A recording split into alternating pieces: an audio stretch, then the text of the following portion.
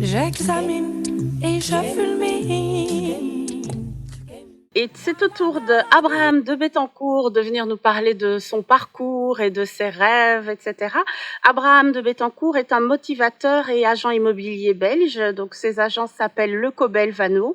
Il a eu un parcours assez impressionnant et j'ai eu envie de l'interviewer pour en savoir un petit peu plus sur lui. Abraham est avec nous au téléphone. Bonjour Abraham. Bonjour Isabelle. Comment allez-vous ? Très bien, je vous remercie et vous? Mais oui, très bien, merci. Mais je vous remercie également donc d'avoir accepté cette interview. J'avais, comme je disais en introduction, j'avais très envie de savoir qui vous êtes et quel était votre parcours. Donc pour commencer, pouvez-vous vous présenter en quelques mots et nous expliquer un petit peu qui vous êtes? J'ai 37 ans, je suis né en Belgique à Saint-Guilain. Donc parcours entre Bruxelles et la mer de Han, où j'ai été en internat. Donc voilà, et puis après j'ai un petit peu égaré, on va dire, au niveau scolaire, j'étais pas un très bon étudiant, et puis j'ai eu une période adolescence, post-adolescence un peu compliquée. Mais après ça, je me suis lancé dans le métier d'agent immobilier. Et donc comme vous l'avez mentionné, aujourd'hui, donc je suis directeur de 4 agences immobilières sur Bruxelles, les agences Le Cobel Vano. Et parallèlement, j'ai durant 2-3 ans fait effectivement des conférences de développement personnel. Je suis également père de 2 petites filles. Voilà. Donc vous êtes métisse, votre papa est noir du Sénégal et votre maman est blanche, donc de Belgique. Comment avez-vous vécu ce métissage et comment l'avez-vous transformé en force? Alors ma maman est portugaise. Portugaise, Elle n'est très pas bien. belge. Donc oui, Mais c'est son nom de famille d'ailleurs que vous portez. De Bettencourt, c'est portugais, c'est ça? Exactement. C'est français à la base, et puis après effectivement il y a les Canaries, et puis des Canaries le Portugal, et ma mère vient des îles des Açores, pour être encore plus précis, qui sont des îles entre le Portugal et les États-Unis. Oui. Comment j'ai transformé ça en force, c'est un peu le parcours de la vie. Moi je trouve que c'est vrai qu'on peut pas dire qu'il n'y a pas de difficultés d'intégration, et qu'on peut pas dire que les choses sont toujours aussi évidentes pour les gens de couleur qu'elles peuvent l'être pour les blancs. Déjà moi j'ai un nom de famille qui m'aide pas mal, mais je dirais que globalement je trouve quand même que la Belgique est un État qui est très accueillant, où quand on est disposé, qu'on fait des efforts, il y a quand même pas mal de choses qui sont disponibles et mises en place. Et donc transformer ça en force, les circonstances ont quand même beaucoup aidé. Il y a eu parce que quand j'étais jeune, quand j'étais tout petit, il n'y avait pas beaucoup de métis. Et puis après, il y a eu des Barack Obama, il y a eu beaucoup de choses qui ont fait que aujourd'hui on peut avoir le torse bombé et être fier d'être métis. Oui, au niveau de l'identification, vous aviez peu de role model, comme on dit. Voilà, exactement. Mais il y avait Yannick Noah. il y avait, c'est vrai, il y avait Yannick Noah, mais c'était quand même assez rare. Et puis il y a eu Tiger Woods, il y en a eu plusieurs qui sont venus derrière. Mais globalement, c'est un petit peu prendre des deux cultures qui sont toutes les deux enrichissantes, et les mettre à profit. Et puis je pense qu'il y a vraiment aussi des gens qui sont curieux de l'exotisme. J'ai par exemple un ami qui s'appelle Didier Claes, qui est vice-président de la Marafa, qui est également métis, et qui promeut l'art africain, et ça voilà, les gens sont curieux. Donc il y a des gens qui ont l'esprit fermé, mais il y a quand même beaucoup de fun, et ils sont, je dirais, plus nombreux en tout cas en Europe que ne peuvent l'être ceux qui sont fermés d'esprit. Donc voilà, il y a une place à prendre, et il y a des opportunités aussi qui s'ouvrent à tout le monde. Comme vous disiez, vous avez eu un parcours un peu atypique, et donc vous avez découvert le développement personnel, notamment grâce à des personnalités comme Jim Rohn, Tony Robbins, Les Brown. Donc c'est des gens que j'ai aussi eu l'occasion de lire ou d'écouter sur YouTube. Comment pouvez-vous expliquer que ces personnes-là vous ont touché particulièrement? Est-ce qu'il y a un message qui ressort un peu plus, une ligne conductrice chez ces personnes que je viens de citer, que vous avez retrouvée et dans laquelle vous pouvez puiser? Alors déjà, il y a une ligne entre Jim Rohn et Tony Robbins, vu que c'est Jim Rohn qui a formé Tony Robbins. Voilà. Oui, enfin, ils ont tous un peu les mêmes idées. Le tout vient quand même un peu de Napoleon Hill, qui est celui qui a lancé le premier un petit peu cette formation au succès, ou clé du succès, voilà. Donc leur message me parle parce qu'il y a mais en fait, quels que soient les auteurs, alors eux c'est vraiment les grands qui ont réussi à percer et à communiquer plus que d'autres. Mais globalement, quand même, quand on lit tous ces livres de développement personnel, il y a beaucoup d'idées, de mêmes idées qui reviennent parce que en fait c'est Effectivement. un petit peu comme on va dire des lois universelles. Tout à fait. Moi, Euh, j'avoue que la personne qui m'a inspirée, au départ de tout ça chez moi, il y a un peu plus de 20 ans, c'était Louise Hay. Et c'est vrai que ce que je reproche un peu parfois à tous ces gens que je suis en vidéo, c'est que je trouve qu'il n'y a pas beaucoup on retourne pas beaucoup chez Louise Hay, alors qu'elle a quand même aussi beaucoup influencé, mais elle plutôt par rapport aux questions d'affirmation positive, de visualisation, de gratitude, etc. C'est vrai que chez Jim Rohn, Tony Robbins et Les Brown, j'entends plus parler de mener à bien ses objectifs, la question des richesses financières, etc. Je ne sais pas ce que vous en pensez. Oui, ben alors bon, d'abord je connais pas très bien ce que Louise Hay a pu écrire, donc mais j'ai envie de dire que comme dans beaucoup de domaines, les femmes ont souvent été, si pas mises à l'écart, en tout cas on leur a donné moins de place, moins de visibilité qu'aujourd'hui. Les choses changent. Il y a de plus en plus de femmes qui prennent une place sur ce marché, si on peut le définir comme ça. Et donc voilà, je suis on va dire content que ça devienne plus égalitaire aussi. Et oui, et je suis convaincu que Louise Hay et peut-être d'autres ont pu contribuer grandement au développement de cette économie et de ce message, surtout avant tout, mais aussi, hein, parce que c'est du business, il faut pas l'oublier. Mais oui, et du coup, à ce propos, vous parliez de Napoléon Hill qui a écrit donc Pensez et devenez riche. Je voulais savoir, est-ce qu'avec la crise du coronavirus et le confinement qui en découle, est-ce que vous pensez que c'est encore essentiel de viser la richesse économique et comment avez-vous vécu ce confinement? Quel impact a-t-il eu sur votre manière d'appréhender la vie? Oula, ça fait beaucoup de C'est beaucoup de questions. questions. Donc, est-ce que l'enrichissement, je ne crois pas que l'enrichissement économique soit une fin en soi, mais c'est un paramètre important dans la vie d'un homme ou d'une femme. Les aspects économiques permettent la sécurité, et donc si on prend la pyramide de Maslow et les besoins élémentaires, voilà, on peut pas faire semblant qu'on n'en a pas besoin. Est-ce que c'est ça qui va nous rendre heureux? Pas forcément.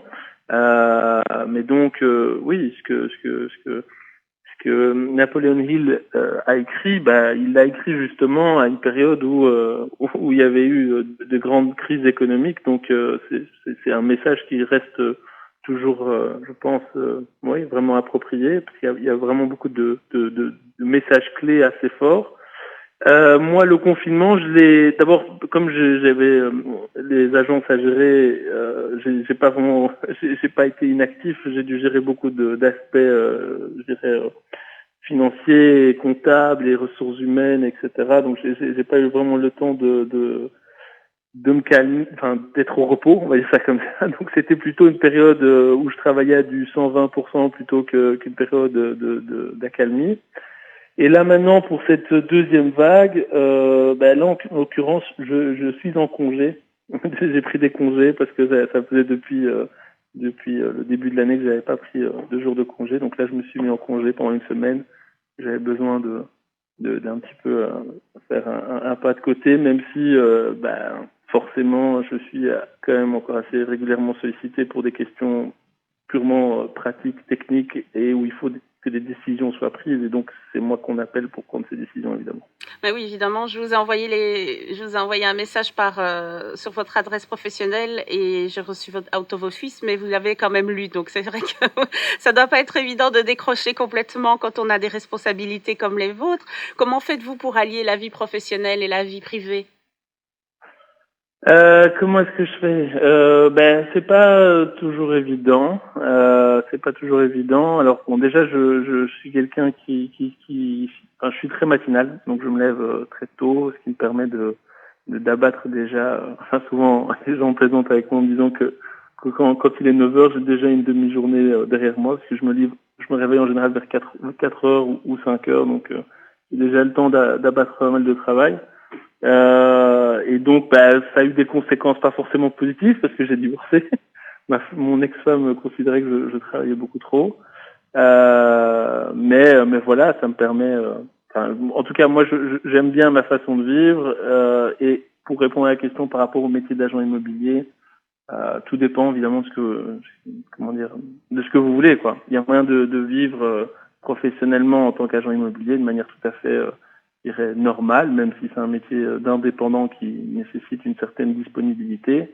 Mais voilà, après, si vous avez envie si vous êtes carriériste, si vous avez envie d'évoluer, forcément il faut fournir du temps, de l'énergie, et c'est a fortiori au détriment d'autres aspects, d'autres domaines de vie, quoi. Voilà. Et comment vous êtes... Mais voilà, j'ai un équilibre qui me convient. D'accord. Pourquoi vous êtes-vous dirigé vers des études d'agent immobilier? C'est des amis.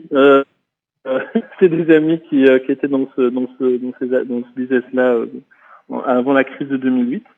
Je savais pas trop ce que je voulais faire de ma vie à ce moment-là. Et donc voilà, ça m'avait l'air bien. Je me voyais pas derrière un bureau toute la journée. J'avais besoin d'avoir un peu ce côté, on va sur le terrain, on est en contact avec les gens, etc. Et puis ça avait l'air sympa. C'était aussi quelque chose dans lequel on pouvait gagner de l'argent, même si après coup je me suis rendu compte que pour pouvoir en gagner, il fallait travailler énormément et qu'il y avait beaucoup d'appelés et peu d'élus. Mais voilà, en tout cas c'était séduisant et donc ça m'a donné envie. Et puis voilà, puis je suis rentré et puis j'ai jamais arrêté. Voilà. Oui, et puis vous êtes visiblement bon dans ce domaine puisque vous avez ouvert plusieurs agences. Oui, tout à fait. Pour revenir aux conférences que vous organisiez, donc la carrière de motivateur que vous avez eue pendant quelques années, donc déjà j'ai regardé votre conférence qui dure 2h20, qui se passait au Centre culturel Ducle, je pense, et donc oui. C'était très très intéressant à regarder, et ce que j'ai beaucoup aimé, c'est qu'il y a beaucoup d'humour, il y a beaucoup d'interactions avec le public, il y a beaucoup de références qui sont données, donc moi qui ai quand même déjà beaucoup lu et qui connaissais déjà pas mal de ce domaine, ça m'a permis de rafraîchir, mais pour ceux qui ne connaissent pas du tout, je trouve ça très bien parce que vous, comme vous dites dans la conférence à un moment donné, vous donnez les outils, vous donnez les références aux gens pour qu'ils puissent aller eux-mêmes continuer ce chemin, s'intéresser, etc. Et surtout, on voit à la sortie de cette conférence que les gens sont très contents, il y en a un qui est très ému, on sent que vraiment il y a eu un déclic en lui, et ça fait vraiment plaisir. On se dit que en tout cas, ça donne énormément de sens, je pense, à sa vie. À un moment donné, vous dites dans une interview que vous avez organisé des conférences au Sénégal et que vous avez dû adapter un peu votre message. Est-ce que vous pouvez nous expliquer en quoi le message a dû être un peu modifié? En quoi est-ce qu'il a dû être modifié? Bon, déjà, il y a certains sujets qu'on peut pas aborder de manière aussi directe. Donc, il y a des sujets notamment liés à l'islam.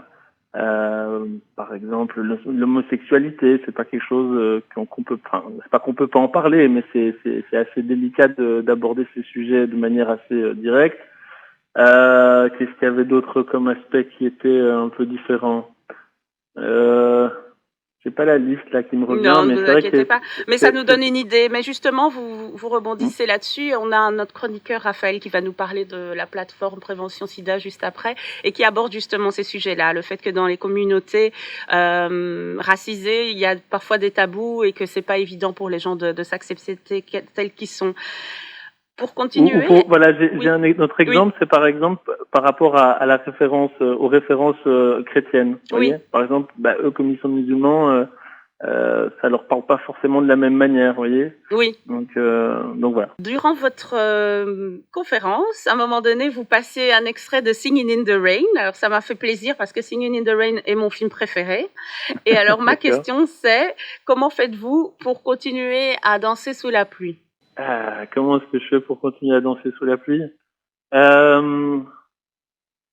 J'essaye, parce que bon, c'est pas toujours chanter sous la pluie, c'est une belle image et on peut aussi le faire, mais bon, si on prend la métaphore, c'est de se dire que de temps en temps, on traverse des moments qui sont pas toujours évidents et il faut essayer de garder le cap. Alors voilà, moi c'est le fait de garder à l'esprit ce qui me motive. Ce que j'ai envie de pouvoir atteindre comme objectif, que ce soit à titre personnel ou pour les autres. Et donc, et puis surtout, ce que je garde au fond de moi quand parfois c'est un peu compliqué, c'est de me dire que chaque journée est un chapitre ou une page, si on peut dire, et que ce qui importe avant tout, c'est de se donner au maximum sur la journée, de pas commencer à regarder trop loin, de vraiment de se dire ok voilà, aujourd'hui j'ai ma journée, je vais me battre, je vais donner tout ce que j'ai jusqu'à la fin de la journée. Ça se passe bien, ça se passe bien, ça se passe mal, ça se passe mal, mais en tout cas moi, le soir, je pourrais me regarder dans le miroir et me dire que j'ai fourni tous les efforts nécessaires pour aller vers quelque chose de mieux. Et voilà. Et donc c'est ce que je garde en tête lorsqu'il commence à pleuvoir. Très bien. Vous parlez justement des objectifs. Quels sont vos prochains objectifs? Mais alors j'en ai un qui est de terminer mes études parce que là donc j'ai fait agent immobilier, puis j'ai fait expert immobilier, puis j'ai fait un executive master en immobilier et là je suis en train de faire un executive master en finance. Oui. Donc pour l'instant je suis en vacances mais en réalité je suis en train d'étudier pour mes examens de janvier. Donc ça c'est un objectif. Autre objectif, c'est de terminer un livre que j'ai commencé il y a plusieurs années et que j'ai du mal à terminer. Voilà. Et puis bon, j'ai des objectifs par rapport à l'immobilier, donc c'est de continuer à grandir et de devenir numéro 1 sur Bruxelles. Voilà. Et puis alors j'ai un objectif qui est encore plus long terme, qui est de mettre en place une plateforme. Une coopérative pour œuvrer à la mise en place d'une gouvernance mondiale. Très bien, ça m'a l'air waouh, ça m'a l'air assez ambitieux, c'est très bien. Vous en reparlerez quand ce sera abouti, on se réjouit d'en entendre parler. Justement, vous parliez de l'écriture de votre livre, c'est un livre sur l'ego, c'est bien ça? C'est un livre oui, enfin entre autres, mais en fait en gros c'est la conférence que j'ai donnée reprend 10 sujets. Oui. Et donc ce que j'ai voulu faire, c'est articuler le livre en reprenant chacun des sujets abordés. Donc il y a les objectifs, l'énergie, la confiance en soi, la place de l'ego, les échecs, enfin bref, voilà. Donc il y a ces 10 éléments. Et ensuite il y a également la plateforme UHB à laquelle je me référais. Donc UHB pour United Human Beings. Donc voilà. Et ça c'est le livre. Donc c'est tout un travail. Et j'avoue que je ne me rendais pas compte de la difficulté de l'écriture, en tout cas pour être pertinent et et puis aussi pour se sentir légitime dans ce qu'on écrit, quoi. Oui. Voilà. Vous me avez mis le mot dessus, la question de la légitimité. Ce n'est pas évident quand on a des rêves de se sentir, enfin d'être en adéquation avec justement cette sensation de légitimité ou d'imposture. Et donc j'imagine que c'est un processus qui est lent et qui mérite en tout cas beaucoup d'encouragement. Disons qu'en fait une chose dans la réflexion, c'était de se dire ok, parce que dans toute l'évolution, on se rend compte qu'il y a différents types d'écrits et dans les écrits, il y a des écrits d'experts. Et donc moi je suis pas expert, je suis pas psychiatre, je suis pas psychologue, je suis pas, je pratique pas clinicien, etc. Donc il y a un certain moment où il faut accepter ses limites et je dirais que le livre tel que, parce que j'ai quand même déjà bien avancé, c'est plutôt dans un aspect de pédagogie, de vulgarisation de toute une série de choses et pas de technicité sur les différents éléments que j'ai notés parce que sur chacun de ces thèmes, il y a des livres et des gens qui ont travaillé toute leur vie à travailler juste le sujet. Donc c'est compliqué de venir soi en disant voilà ce que moi je pense. Voilà. À propos de livres, alors, que lisez-vous pour le moment, à part vos syllabus de... À part mes syllabus, j'en lis 3, parce que bon, ça dépend un peu où je suis. Je lis Les Vertus de l'échec de Charles Pépin. Je lis également Pourquoi l'intelligence rend idiot de David Robson. Et enfin, je lis donc Scott Peck, Le chemin le moins fréquenté. Voilà. D'accord, très bien. Vous nous en parlerez à l'occasion. Tous les titres ont l'air vraiment super. En tout cas, je voulais vous remercier, Abraham. On va clôturer ici. Avez-vous un message à transmettre? Avez-vous quelque chose à dire à nos auditeurs? Écoute, si c'est des étudiants, bon courage pour les examens. Et puis plus globalement, concernant le message que j'ai essayé de faire passer dans mes conférences, c'était d'amener chacun à agir de façon cohérente avec ce que sa conscience lui dit. ça a l'air facile au premier abord, mais je crois que c'est le travail d'une vie et on doit vraiment fournir les efforts nécessaires pour parvenir à ça. Et en le faisant, la vie peut vraiment vous offrir de belles surprises et être très très agréable. Donc voilà, agissez de façon cohérente avec ce que votre conscience vous dit. On va terminer sur ces très belles paroles. Merci beaucoup, Abraham, et à bientôt, j'espère. Encore merci, Abraham. Avec plaisir, Isabelle. Au revoir. J'examine et je fulmine.